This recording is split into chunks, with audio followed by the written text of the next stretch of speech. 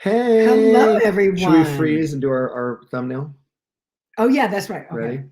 Hold on. Well, ready? Okay.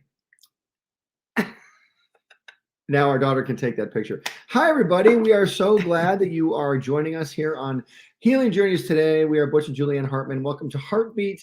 This is our live stream talking all about marriage and relationships and hopefully healing in your marriage and relationships. Hopefully it doesn't need to be healed, your relationship, but if it does, we are here to give you our advice on things we've gone through. We've gone through some things. A few things. Hi, Oliver. Hi, Tyler. Oliver and Tyler. Yes. And if anyone out there is in a relationship or has been in a relationship for any length of time, we want to hear from you. Please leave a comment. Chrissy is on. Hey guys. Also, I just wanted to add too that it doesn't necessarily have to be an intimate relationship. It could be a friendship. It could be, listen, friends have falling outs. Yeah, falling outs. Yeah. Friends have fallings out. Fallings out. Yeah. Fallings out. Because it's also a grammar show that we do here. Right. We do English and grammar. Well, we actually just got off a plane. Just want you to know we did. Valerie's on. Hi, Valerie. Got some great people here tonight. We're so glad you guys are joining us. We did just get off a plane. We flew from Phoenix into Burbank. Yes. And if you haven't ever been to Burbank Airport, it's a great little airport here in the Valley. Burbank's great. It's so much whirlwind of 3 days, 4 days. Yeah. Sunday, Monday, Tuesday. We have 4 days. And then we have Bible study tonight. So I'm so excited about that. Hi, Sheila. Teresa's on. Sheila's on. Hi, ladies. What was I saying? Oh, yeah. So I've got so many friends, that are like my age now. And it's like they had friendships for like 20, 30 years. And then something happened and they had a falling out in their friendship. And it's like, oh my God, we've been friends for 30 years and now we don't talk anymore. And I know that's a really, Terry right here that's says, hard. Hello from Loveland, Colorado. I'm not married, but I have relationships. Of course you do. Very cool. You don't need to be married, obviously, to have a relationship. So no. But when you are married to somebody, a lot of people struggle with the marriage part because you are with the same person for a while. Oh, is that how that's going to be? Well, that's the rule I was given. We're going the note on I was given. 30 years here, starting in May. In 2022, in May, on May 9th. I think we can just call it now 22. Like not like 2022. Yeah. I think it sounds cooler. Like, back in, back in 69, back in, 71. Back in 22. Back in 22. Yeah, we're just gonna say back in 22. This lady here, Patty, has been married 34 years. Wow, Patty, you need to give us advice. Yes, you do. You should be on the show. Yeah. Thank you guys for watching. Hey, we're talking about today the little things. And, there's a scripture in the Bible, and I think it's in the Song of Solomon, which says the little foxes spoil the vines. So sometimes it's those little foxes, little animals that get in there. And who wrote that? Solomon. Well, he had a few foxes that were spoiling his the vine. Wisest man in the world. His own, mind that was spoiling the vine big time. We can get into that later with his I'm looking at scripture 700 wives and 300 concubines. I think he had some issues going on with Solomon did. So the little things, and listen, by the way, we say Solomon had 700 wives. It didn't start with 700 wives. It started with one wife. But that wasn't enough. Then there was 2 wives. And it was 3 wives. And it wasn't enough. It wasn't enough. And Solomon was so rich, nobody would say no to him. Because when you have a lot of influence, people will say yes to whatever. That's why we see so many rich people and influential people, they'll fall because they don't, sometimes having a lot of influence, you sort of lose your way. Sometimes, not all the time, sometimes you do. Yeah, I mean, if you're not rooted and grounded in the Lord, money can be something that controls your life, and it can make you feel like you're too cool for everybody else. Can make you feel like you don't need anybody else. It also can make you think that you don't need God, and so that's what I mean, man. That we don't have any friends that are like that. Thank God. Sonia's that would just be awful. And Patty's Hi, Sonia. on. Hi, Patty. And Terry is on, and Tyler, Sheila. Tyler says he's not married, but he has a girlfriend. Okay. Well, then all these things, Tyler, will be good for you. These will apply to you. I mean, again, you might not be married, but you might want to, that might come way down the line, but there might be a time when you do get married in the future, and knowing some things that you're going to be approaching on the way would help. It says here it's Song of Solomon, chapter 2, verse 15. Take us the foxes, the little foxes that spoil the vines, for our vines have tender grapes. So like imagine a vineyard full of tons of awesome vines full of fruit, but underneath the surface, there's these little foxes down there. They're actually spoiling things underneath. What is it about your marriage or relationship? What are the little things in your marriage that could spoil it? Here's one. Here's a great one. Honesty. Yeah. Honesty could be something. It's maybe you tell one little lie to your spouse and nothing. Trust, then it would be trust. Yeah, trust is another one. Yeah, honesty, trust. What if you tell one little lie to your spouse? No big deal. You went somewhere you weren't supposed to, or did something you weren't supposed to, or met somebody you weren't supposed to. One little lie, no big deal, and then you got away with it. So now it's like, oh, it's licensed to tell another lie, and then another lie, and then suddenly the foxes begin to multiply. Yeah, and then also I just heard of a story just the other day. This lady was sharing with me that they didn't even know that their spouse had a drug problem, and they lived for many, like they were married like 20 something years, but didn't realize that they had a drug problem until like all of a sudden now it got so out of hand that the person couldn't hide it anymore. And imagine being married to someone is that the same one I'm thinking of? Or is it the second one? Someone just reached out to me. Oh, okay, because we had another incident. Yeah, we did have a friend of ours that happened to. But yeah, this person said, now, I mean, honestly, I don't know how you live with someone every day and you don't notice that there is a drug problem, or a lying like where problem. because like where are they getting the money to buy the drugs? And if you guys have two bank accounts, or one bank account, you got to be noticing that there's too much money going in and out, just that kind of thing. But it's like, for instance, when you get married, you shouldn't have to be monitoring your spouse, because you would already know if that spouse had some kind of a gambling issue or a drug issue, any kind of issue that would be using a lot of your money. So anyway, again, that's not even a little fox, that's a big fox. Another little thing could be something where your spouse doesn't, it's almost like you're not being truthful. And this doesn't come into honesty like lying. This is like saying false things to maybe tell somebody to build them up the wrong way almost. I don't know. Would you what do you mean, falsely encourage somebody? How do you do that? I don't know. There's sometimes where someone's not good at something and you tell them they are anyway. Oh, okay. And I'm not saying that to encourage anybody, but maybe someone's trying really hard and sometimes there's a thing called tough love, where you have to be honest with somebody and not be so. That's kind of been our thing, is that we, like our daughters, it's like, as much as you love your kids and you want to tell them that everything they do is perfect and great, but when they get out in the world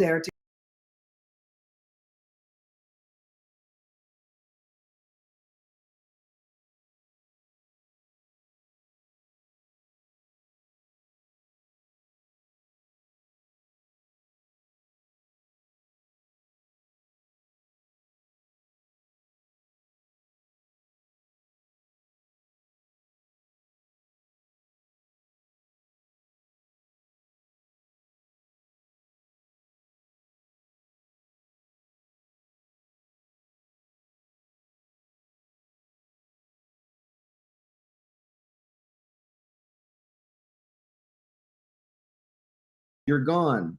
I think we're back, guys. Are you guys still there? We're back, guys. You're not allowed to touch the screen. I don't know what I did. I apologize. I ended up sneezing. Guys, are we back? I think we're back. Please. Well, he was looking. See, I think my last people. He was looking to see some of the comments, and I don't know. You clicked something. I didn't click anything. Now, please let us know. Are you guys there? Are we back? I slid. I'm here. Good. We're back. Hey. Well, as long as Oliver's here, that's all that matters. And give me 1 second. I have to. Okay. I have to sneeze again. I'm so sorry. What is going on here? So what were you saying before we all went black? We're talking about false. Oh, that's right. Okay. So we were saying how our daughters, I love them very much. And yes, I want to encourage them and let them know that they're like the most amazing, perfect children. But again, what do you do now? Hi, Lisa. When they get out there into the real world and they are actually being spoken to truthfully by their bosses, by friends or whatever. Now they're devastated. So I've never been one to sugarcoat. Other people do, but I understand what Butch is saying, because we do that to our kids.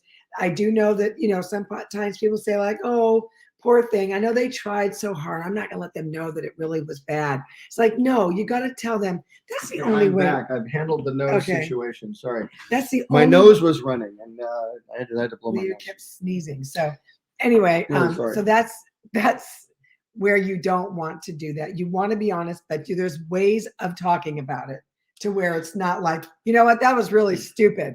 Like there are ways of actually talking. I've got about it. Here's that. what it is. Here's the deal. You know how when sometimes you like there'll be two teams of kids playing baseball, one team will win, but they don't say there's a winner. They say everybody gets a trophy.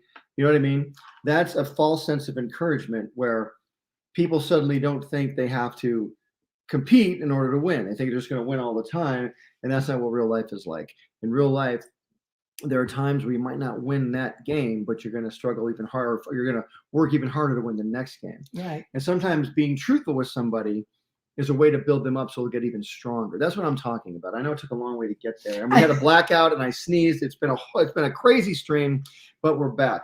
But you know what I'm talking about though? It's one of those things and that's what I said. We were always very, very complimentary towards our kids, but we were not going to say something that wasn't like, we're not going to sugarcoat things and make them think that they're like amazing at something. No, they're amazing, but at something, and they really weren't, because how do they work on it? You know, it's like my daughters or our daughters, when they were young, we put them right in karate. Well, they did piano with Butch and they did karate with me. No, I don't play piano, but I took them to piano class. But I want people to think I play piano. Let's just pretend. No, you do play guitar. I can play a little guitar. But anyway, so in martial arts, what I loved about it is that if you didn't make the first move, you would be hit. Or whatever you get someone like point sparring. Someone would get a point and you wouldn't get anything because you didn't act fast enough. So I didn't even have to like say anything about that. That just the game itself, showed them, okay, I'm too slow, or my reaction was too slow. I need to get in there and I need to learn more technique and stuff. But again, like I said, but I've always been very honest with everybody. Let me ask all of you out there.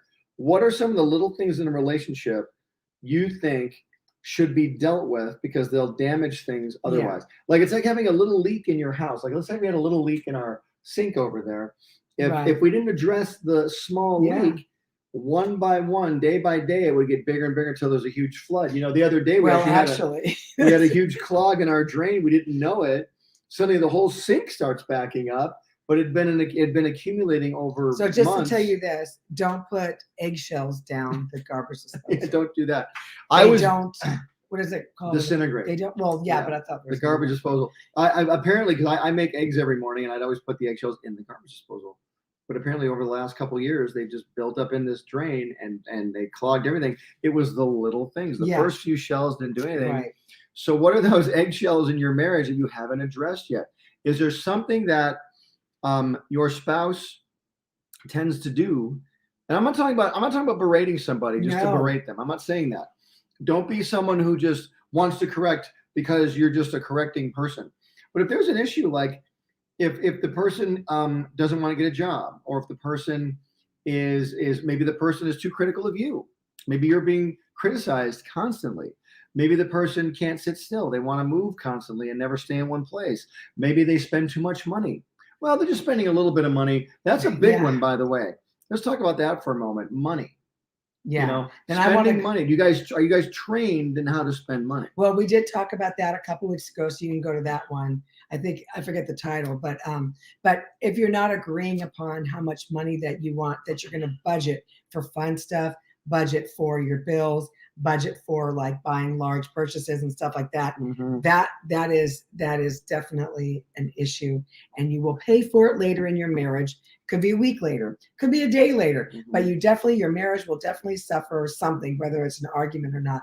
But one thing I do want to say is that I know this is because it's something new that we didn't deal with, is your spouse on their phone too much. That's a little thing, because we find that you could be sitting at the kitchen table with your family, or even just your spouse or your girlfriend or your boyfriend, and you're sitting there on your phone and you're not even talking anymore. It's amazing. I know one thing I have to confess. A lot of times since I'm driving, when I'm driving, obviously I'm not texting. So when Butch will drive, I'll start texting everybody, like all my You never responses. talk to me. You never talk to me when I know. I'll start responding to everybody that I've been putting on. Never talks to and me. then he's like, hello, are you going to talk to me? And I'm like, yes, but let me just finish getting all and these her responses aren't like, talk to you later. Her responses are, here's what's going on. And here's subsection 4, chapter 81, and there's all these different paragraphs and subsets of her text. It's like, you answer very thoroughly. Yes. Melissa just said it's the little foxes. Yes, we just talked about that. And Sheila said, not finding a way to spend time together. That can also be a little fox. That is a little fox. And here's the thing. Just like the Lord, if we're not spending time with him, what relationship do we have? I mean, seriously, I don't know about you, but I know me. And if I don't have time with him every day, meaning the Lord, now it's not that he turns his back. He doesn't say, Julieann, you didn't talk to me. So, forget it. We're done. None of that at all.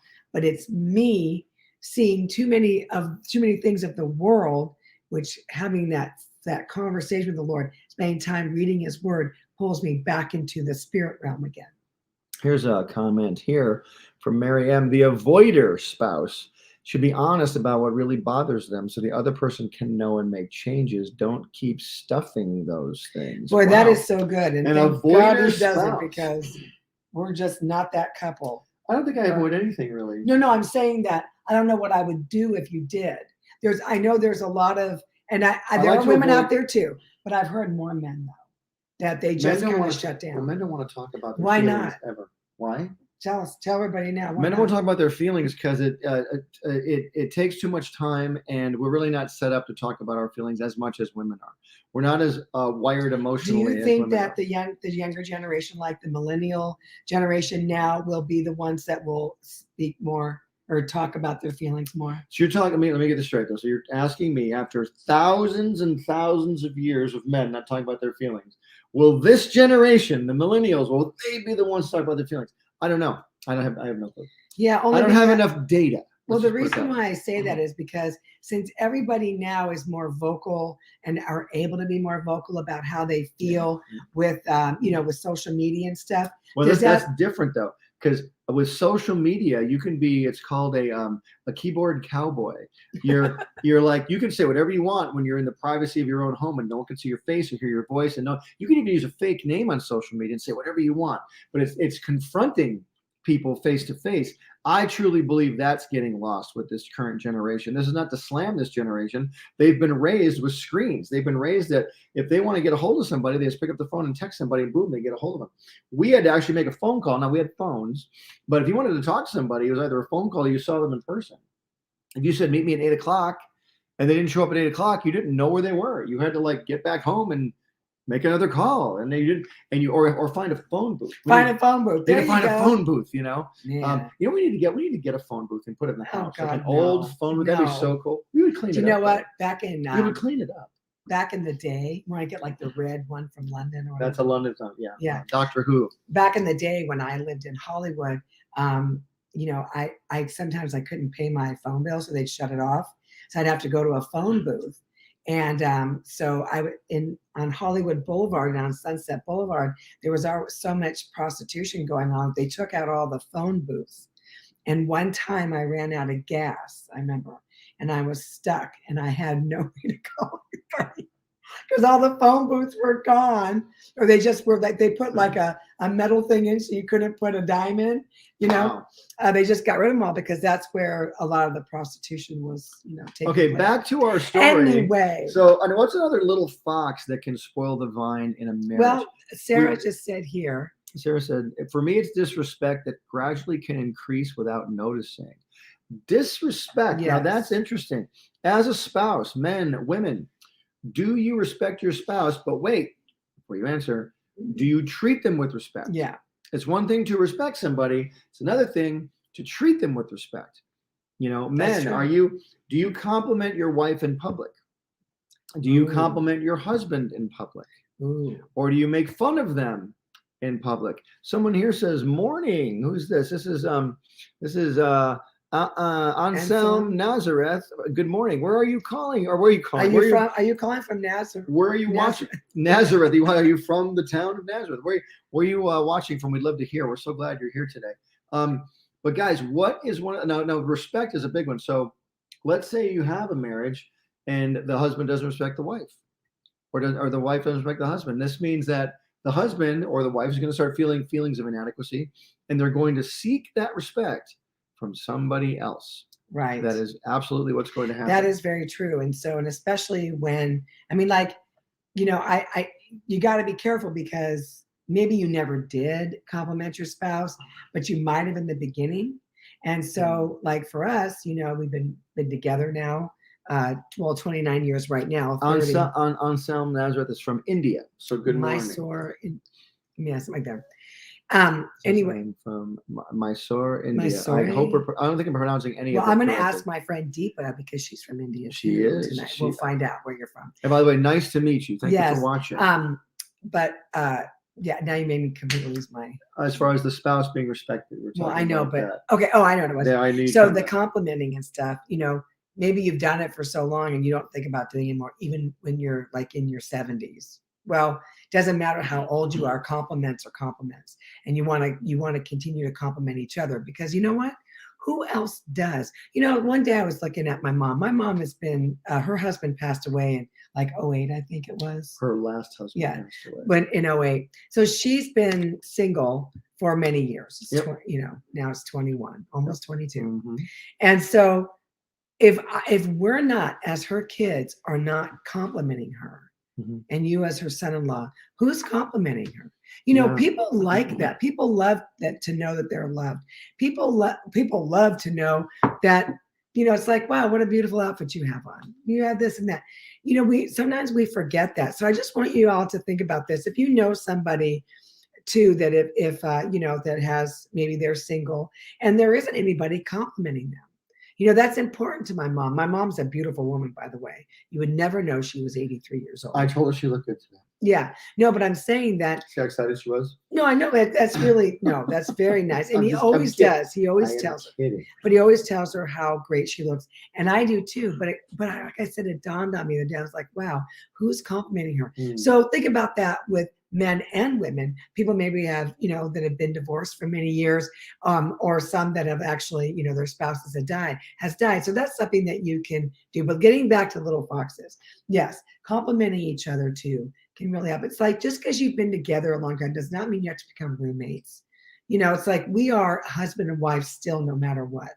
And we still need that respect there and that honoring too as well. Amen. I agree. Now, someone right here, Lydia says, Merry Christmas.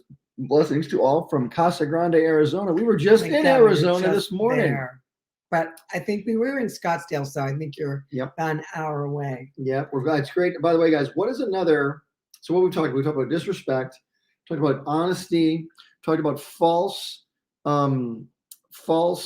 like building up in a false way, which I kind of was a roundabout way I explained that, like telling somebody they have won when they really haven't, and that doesn't really teach anybody anything. Yes, it's okay to be encouraging, right? But we're talking about when someone hasn't won, and you're just constantly telling them that they have, and they're never going to learn anything that way. It's like they need to learn that they have to fight harder to win. And you know, sometimes too, I like to actually do a whole show on this, is competition with your spouse, because a lot that's another one. Being competitive with your spouse is a big one. And I'd like to actually do a whole show about that, because you know, for instance, Butch is like extremely smart, and I'm not saying she's so nice. Look at no, but I'm not saying that I'm not smart, but he knows so much. It's like you're going, how do you know all this? But anyway, he knows so much. He's like a walking encyclopedia. Wow. I ask him, like, what does this word mean? Oh, I know. When I play my word games on my phone, I'm like, ugh, I've got 2 left. I just can't figure it out. I'm so mad. Like on an airplane, that's the only time I play. And I'll show it to him. He goes, oh, blah, blah, blah, blah. And like, that's the word. Obviously, like, I play more even when I'm out on an airplane. So well, but still, though, you are really smart. And but I could, if I wanted to, I could be very competitive with that, and actually be mad that you are really smart because you figure things out quicker than me or whatever. And that's something that we, you know, really do. I think the Bible says not to compare yourselves among yourselves, and I believe that's in the book of Romans. So why wouldn't you? I mean, why is that not good? Comparing yourself to other people is a useless endeavor, simply because all it does, it frustrates you. Now, here's the one thing. You can look at somebody, like if I'm comparing myself to a teenage kid, Like, let's say there's a 25-year-old kid. He's got a 25-year-old Butch Hartman, like the one I met when he was exactly. But let's say there's a kid who's like, he's 25. He's got a lot of money. He's doing great. He looks amazing. He's not old yet like me. And I start comparing myself to that kid, going, man, that kid's got everything. Look at that. It's going to start making me feel inadequate. It's going to start making me feel like no matter what I do to compare myself to this kid, I'll never be his age again. You know what I mean? So that's just a useless thing. There might be people out there. You might be seeing a celebrity on television, or there might be an influencer, a singer, an athlete, someone that you look at and you're like, man, I'll never be that person. All it's going to do is depress you. Now, if you want to look at somebody and aspire to be them, like if they aspire, if you're like, wow, I would love to be like that person inspires me, that's different than comparing yourself in a negative way. So in a negative way, you're going to be going, okay, I can't do that. I am now feeling inadequate. And that will bring you down. And in turn, it will bring your spouse down. And, but also too is just the whole influencing thing is just crazy because and I want to add to that as well is that these people, remember, influencers, you don't see the real person, you see what they want you to see. Well, it's like any no matter what, it's like any actor in Hollywood. It's like any actor who wears a costume. You're seeing them with filters on, you're seeing them in their own like their own domain, their own imaginary world. And so, but you're and you're looking at them saying, God, I wish I had their life, but you don't know what happens when the camera goes off. But the other thing I want to relate this to, because we are on Healing Journeys today, is when you see somebody that's not sick and you are. And that's really hard. So if you're sick, seeing a healthy person, beginning to compare yourself to that person. Right. So I remember one time I was just at a stoplight and and you were sick at this that time. knows me, loves to work out, and I couldn't work out. And I was just sitting there at the light, and this girl, this beautiful body, runs by. She's jogging. And I immediately started wanting what she had. And I just broke out into tears like you can't believe. And I made myself so sad and so depressed that I kept, and then I let the enemy come in and tell me, well, you're never gonna be able to do that again. And so, but after I fought that thought and said, no, you're not going to tell me what I'm going to not do again, I literally turned it around and I said, and I kept saying, I cannot wait to the day that I do that again. And I'm going to move towards that every single day. And then one day I was out running. I was like, see, it happened. And so, but again, if we continue to keep looking at somebody that has something that you feel you don't have, then that's going to be a definite problem. It's going to set you back. It's going to make you sad. It could even depress you as well. So you really got to not go there, because that is a little fox that will definitely spoil the vine of your health for sure. And listen, guys, I remember years ago when we first started dating, I would be hang out with you, and then I'd see another guy walk past who was better dressed than me or taller than me or better looking than me or whatever, and you start feeling inadequate. I used to always have feelings of inadequacy. I was a very insecure person, and you might not think that about me, but I was. I don't know where that came from, but I battled it for a long time. Actually, I do know where it came from. I came from the fact that a lot of people would get on me because they would think I was egotistical when I wasn't, so they would be sure to correct me in everything I did. So I started getting insecure by doing anything. Anyway, long story short, when you are an insecure person, but that's another little fox, by the way, is insecurity. Yeah. If you're an insecure person, you need to deal with that, because why? Let's go back to why are you insecure? Yeah. Why are you insecure? By the way, we should write that one down too. What was the other one you wanted to do? Just moments ago. I'll remember it. But I'm focused on this. Okay, but competition with your spouse. Competition and insecurity. Yeah, I'm gonna write those down. But but this is live. We can do this right now. But why are we insecure around our spouse? Does our spouse make us feel insecure? Do you say things to your spouse to make them insecure? Or do you just naturally feel insecure all the time because you, for some reason, have a feeling of inadequacy? What is it? What I would suggest is that, there are so many marriage encounters, meaning like weekends and things that you can do online where it's a very intense, in-depth, just event of some sort where you and your spouse can watch or be a part of, and really let the facilitator, the teacher, the speaker, really teach you some things that can get in deep down into your heart. Now, I know because of healing journeys today that most insecurity or some of the reasons why there's so many issues and stuff that go on in a relationship is about a root of something on the inside of the person, which most of the time it's a trauma thing. It's some kind of trauma has hit them. And so that really messes with someone's heart. That is for sure. And so when that messes with someone's heart, they're not as able to love outwardly as they would normally, because they've closed their heart off because of the trauma that they've suffered. And so, but there's so many different marriage ministries out there. Now, what we do here with HARTbeat is we just talk about the everyday stuff. We get on the online with you guys and we just talk things out. But to do like a real in-depth study and an in-depth event, there's so many out there. And I know that there's I don't know any like right now, but I know, oh gosh, what is their name?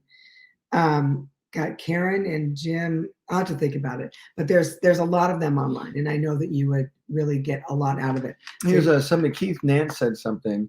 Everyone was made by God for a specific purpose. You are perfectly built by God to be you. Well said, Keith. And also we have here Lillian Smith says, love you guys. Julieann, I really love your messages on YouTube. Keep up the good work. You are a blessing. Thank you, Lillian. Everybody out there is saying so many nice things. I can't get to all your comments right now, but I'm so grateful for all of them. We're so grateful. So let's keep going. What are some other, we've talked about insecurity. We've talked about honesty and truth. We've talked about finances. We've talked about false sense of security, meaning building people up in a wrong way. What do you think about what's another little fox? Another little fox, I guess, would go with insecurity would be your appearance, your looks. Would that be? I'm just looking at these people that were amazing. I used to listen to them all the time. In relationships? Yeah. Oh God, I can't remember their names, but I'll find them. But you know what? You look up what's the topic? Yeah, I'm just gonna put up marriage here. Marriage. Yeah, because I'm sure that something will come up. But it's YouTube. We'll see. No, we'll see it. But it's so important though. We cannot be always concerned about. She says Jimmy and Karen Evans. That's it. Mary M saved the day. Thank Jimmy you. and Karen Evans. I love that. Now, who the heck are they? Oh, I listened to them years ago. Jimmy actually. And Karen Evans. Yeah, they've been around for a long time, and I just, you always like to get some tips. And on YouTube or like on radio shows? Well, they used to be on TV, of course, before, when we all used to watch TV, but we don't anymore. I say radio because I'm 112. That's right. why I say that. But yeah, I'm so glad. Thank you for saying that. But they were amazing. Matter of fact, I just saw them again recently. I'm like, ooh, they've aged. It's so weird because it was so long ago that I watched them, and now you guys are looking at me going, oh, she's aged too. So. Lydia says Karen and Jimmy Evans. So which is it? Is it Jimmy and Karen or Karen and Jimmy? We need to know. But again, right there, there's another thing too. The competition. I think it's Jimmy and Karen. Another thing too, guys. The competition with the spouse. Can you allow your spouse to win an argument? Well, okay, let's talk about or even win. Is win even the right word? But yeah, win's not the right word, because why do you have to win the argument? Oh, it's just important. That's all. It's important. That's all. I mean, I think we're supposed to be talking about how do we settle the argument. I speak for all the men out there when I say it's important to win every argument. No, how do we I'm settle? I know you are, but how do you settle an argument? How do you? And first of all, ego's got to go out the door. That's for sure. Because if your ego is in that fight, you'll never. There's our broom. See our broom right here? We have props, everybody. We have our broom and our dustpan right there. Let's move this offset. That was fine. So you showed that. I know. What people might have been wondering what it was. Oh my gosh! This is live broadcasting. Live broadcasting. I know. But what? Yeah. Why? See, a little fox can be the need to win. That goes with competition. Okay. Well, we definitely had a problem with. One of us had to get the last word in. Do you guys ever experience that you're like your spouse or you needs to get that last word in? It's like it's like you're on a mission to say that last thing. Let me know. Lisa says, be safe. Love you guys. LMAO. Hey, here's another one that's a little fox. Extended family. Is that a little fox that can spoil a marriage or a relationship? Your extended family. Are you so close to your parents that you can't listen to your spouse over your parents? Or that's a big one. Let me ask you this. Do your parents have more sway in your marriage than your spouse does? Or does that's not even a little fox. That's a massive fox. That's I'm going to write that one down too. Like a big fox. That's a big giant Godzilla sized fox. Yeah, I was very guilty of that back, and not with you, But back in the day when I was dating, I mean, not with me. Not with you, because I didn't let that happen. Let me tell you why. Okay. I let my mom really help me with relationships. You mean like run everything and tell you what to do? Yeah, with boyfriends and stuff.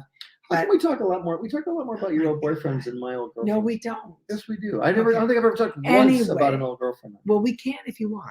Okay? I don't really. But I'm just saying that I allowed my mom to be involved in those relationships, and so I knew that when I got to the man I was going to marry, spend the rest of my life with, I had to cut that off because it was not right. And thank God that I did, because not that my mom was giving me such bad advice, but here's what happens. The parent is usually going to take the side of their kid, even if the kid is wrong. Now, not us, because we're honest. Keith says, like the Stay Puft Marshmallow Man. That's like the giant fox, right? Yes. And then Mabel, blessings from Maryland. Thank you, Mabel. Very nice. Thank you for saying so. For saying hello. So talking about your mom interfering. Yeah. So I'm just saying that you got to be careful of letting your parents into your day-to-day relationship stuff, because it's something that you've got to go to the Lord with. Now, if you're being abused, I mean, this is just little stuff, whatever, everyday living stuff. But here's the thing. But if there's any abuse going on, you go get help from wherever. Right. But as far as like just everyday stuff, when sometimes the moms kind of start manipulating a little bit, so you got to be careful, because you're the one that made the decision to get married. You need to seek out the Lord for your advice on how you should treat your spouse and how your marriage should be. Okay, this is in Ephesians 5:31. Okay. For this reason, a man will leave his father and mother and be united to his wife, and the two should become one flesh. That's Ephesians 5:31. Yes. If you're united with your wife, you are one flesh. You are both. See, for example, the reason we're one, yes, physically we're two separate pieces of DNA, two separate, DNA beings, but we're one because if it hurts her, it hurts me. If it hurts me, it hurts her. That's how you become one. And it says here, you'll leave your father and mother. That doesn't mean you leave them forever, never see them again, but you're married to a spouse now, and your spouse needs to have some say in your marriage, as do you. It's frustrating for me sometimes when I meet couples and you can see that one is clearly dominant over the other one, and the other one so dominant, in fact, the other one has like no voice at all. And it's kind of frustrating for those around those people too, because it's obvious that that's happening. You want a well-balanced marriage. And by the way, if you can't let your spouse have a voice, there's where the insecurity comes in. You're insecure about allowing your spouse to have a voice over you, and you can't handle that. So why is that? Why do you think you can't handle letting your spouse speak? She has no problem speaking. Never concerned about it. Okay, but see, this is what's crazy. He thinks he does. He has no problem speaking his mind. I'm not saying I have a problem speaking. Oh, okay. I thought you were saying that I'm the one. Okay. But I'm saying you do definitely speak your mind. But I said you never had a problem with it. That's no, and neither have you. Was complimenting me. Oh, okay. Thank you. You see what I mean? Though? Okay. Look, I jumps right to conclusions. There's another one. Jumping to conclusions. Misunderstanding. How about that? Misunderstanding. Jumping to conclusions. Jumping to conclusions. The bottom line is this: is that we can't. Okay. The enemy goes in to try to destroy marriages all the time. Steal, kill, and destroy. He's going to take everything. You don't think he does not want your marriage to work out at all. So you've got to fight for your marriage, and you've got to not allow that the distraction and so many things that are distracting in this world. You don't want to let the offense of your heart take over, so that now you're offended by your husband and you want nothing to do with them, except just to be the dad to, help you raise the kids. You need more than that. A marriage is a covenant, which is what we have with the Lord. You've got to have communication. You've got to have a lot of verbal love towards each other, physical love towards each other, and also be able to laugh together. Well, let's do that first. Let's talk about communication.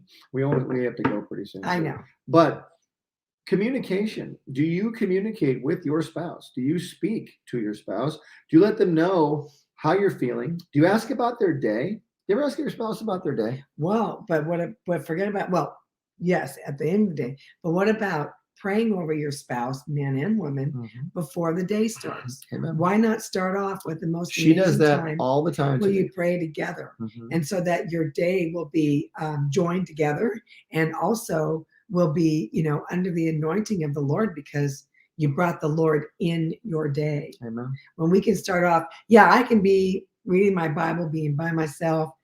Right now it looks really dark in there. It is dark, but it's actually just because the lights are off.